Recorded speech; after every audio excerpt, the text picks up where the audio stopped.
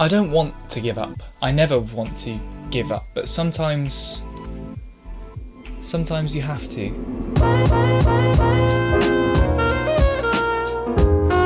I don't want to be the I've been really busy guy, but I've been really busy. So I'm lead editor on a massive field story for work with a really tight turnaround. So much so that we're doing what we call a megazord, where we all kind of come together and sprint collectively on the same project. As lead editor, I guess that makes me the eagle or the helicopter, the head of the Ultra Mechatron. When I'm in these kind of edit holes, everything else falls to the wayside. I forget to take care of myself. And when I do that, I tend to burn out. So this month, my goal was to not let that happen. To actually prioritize self-care whilst keeping my head above water. And how did that go? Results varied. Let me explain the 3 areas I chose to focus on in order to take care of myself. Starting with number 1, nutrition. Within my mindset of feeling like I don't really have enough time, I tend to eat really unhealthily. I tend to prioritize efficiency over nourishment. And when I'm fueling myself with crap, I tend to feel like crap. I read somewhere online that it's really good to have about 30 different fruits and veg a week. So for the last 2 weeks of March, I tried to do exactly that. Have 30 unique bits of fruit and veg. Roll the VT. Well, then I'll cut to the... Should I get water on the mirror? Ah, fig, pink pickled onion. Surely you have to eat the whole vegetable. Oh, yes. Watermelon, frozen peas, salad, tomatoes, banana, orange, avocado. Is avocado a vegetable? Fruit. Fruit? Apple, blueberries, mango, celery, broccoli, chili, spinach, sweet potato, strawberries, cucumber, carrot, sugar snaps. Does this count? No, oh, okay. Asparagus, goat, edamame, bees bang, grapes, gherkins in the burger, green beans, pak choy, Dinny apple, nectarine, and that's 30. Yay! Yay! Thanks, Ange. Alright, key takeaways from that. Only by doing it did I realise how much better I feel from eating fruit and veg. Shock, I know. It makes such a difference, and a day with a banana is better than a day without a banana. Also broccoli, goated vegetable. I didn't get on great with pineapple. I think it just wasn't ripe. And actually on that note, I found it quite frustrating having to wait like a week for things to be ripe enough to actually eat. I've still got a pear that I haven't been able to eat. I can't eat you in April. That won't count. It's a very clean pear now. But as stupid as that all was, I think that was probably the biggest win of March for me. Is that pathetic? I'm not sure. The next area of self-care though, I don't think quite went as well. And that was number 2. Rest. The plan was to go to bed at a reasonable hour, to leave my phone in the other room and basically be screen off for the first and last hour of every day. And yeah, that was no dice. My phone was glued to my hand every evening, and the nights that I managed to actually leave it in the other room with the alarm still on, so I had to get out to turn the alarm off, the switch came with me instead. I think where I'm so mentally tired with making a lot of creative decisions, I end up pretty fatigued by the evening, which means I have no willpower to resist the pull of these electric devices. Yeah, too tired to rest, which is pretty ironic. One thing I did manage to do was read another chapter of The Creative Act, which I have been chipping away at for about 3 months now. But I read one passage that really resonated with me. Artists are often portrayed in films and books as tortured geniuses. This has instilled the belief that to make art, one has to be broken, or that the force of art is so powerful that it breaks its maker. Neither generalization is true. This pursuit does not have to be agonizing. It can be enlivening. It's up to you. Great book. Now, this isn't me saying that I am a tortured artist. I find that sentiment and the people who say that just as irritating as those who bang on about how busy they are. Oh.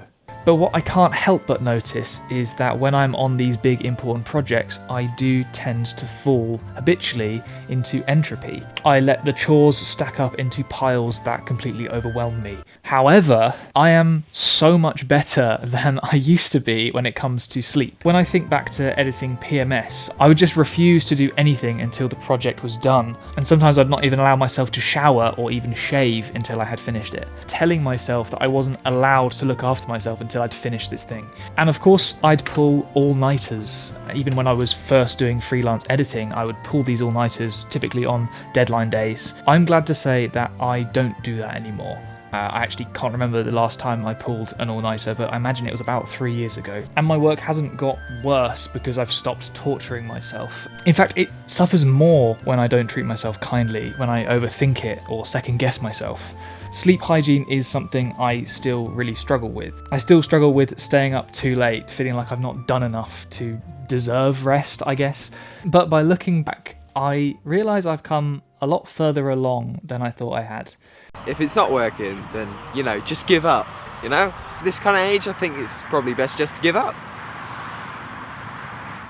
I notice that I'm not saying anything. Today is the 23rd of March 2025, which means it's been exactly 5 years since lockdown was enforced in the UK. After graduating university in 2019, I moved back in with my family for a bit to figure out what to do next. But being away from my Bristol pals, I started to feel quite lonely. I messaged my friend Clem saying how I wished I'd stayed in Bristol with them all, which he replied quite quickly, saying they actually had a free room soon. Within 2 weeks, I'd moved in with them, and that was the 1st of March. There was actually a rainbow on the drive, look there. If I'd even hesitated moving, my life would look completely different, and I'm so grateful that I got to spend that weird time in a flat with friends, creative friends who kept making films and were wonderful people to be with in such weird and unprecedented times. But you've not heard that phrase for a while. I was really lucky to have that small community to go through it with. I dialed in working as an editor, and I worked really hard and found the career and clients I still have to this day. But to be frank, I worry that my day-to-day now doesn't look all that different from 5 years ago. My day-to-day is still working from home, and that's why my self-care focus number 3 is community. And that's why I'm trying to make more of an effort with socialising and getting outside. Oh, I do the lasers again, that'd be fun. Party on.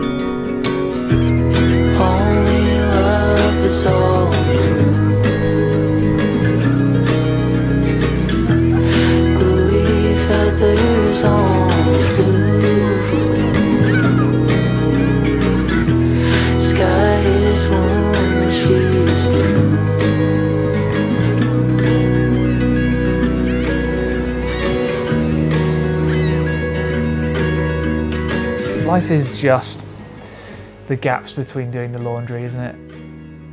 March wasn't by the books. It felt incredibly short, uneventful, and yet overwhelming. So it's easy for me to write it off. But fortunately, the reflective nature of documenting my life has really helped me to see the wins. I ate a lot better. I managed to get in 12 gym workouts across the whole month. I feel like I'm finally getting the hang of dodgeball. I hang out with friends and family a lot more than the other months. I completed almost all of the Pokédexes in the Switch Pokemon games and watched 3/4 of the new Pokemon TV show. Are those last 2 wins actually becoming me? And above all, I didn't give up on this series, which I came awfully close to at some points. Unfortunately, I rewatched some of my old videos like The Loser I Am, and in a surreal paradox of a moment, 8 years ago me taunted me into carrying on. No, it's only March. I mean, who gives up in March? Come on, that's just... gives up in March. What a loser. I think I do have to give up on some aspects of this. I think I'll give up asking so much of myself. But I think I'm gonna give up doing these super hard challenges at least every month. And I know this month was supposed to be self-care, but turns out that's been the hardest one of the lot. So that tells you a lot about me currently.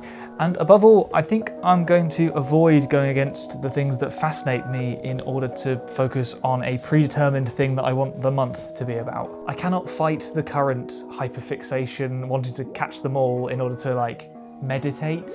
I'm not a try guy, I'm just a guy. Yeah, I'll leave accepting challenges to Michelle Kari, I think. Because I can't keep swimming against the current if I want to keep my head above water. God, I was so full of myself when I thought of that line. Bookending it with water, yet again. The aquatic theme perseveres. Wahoo! Wee-hee-hee!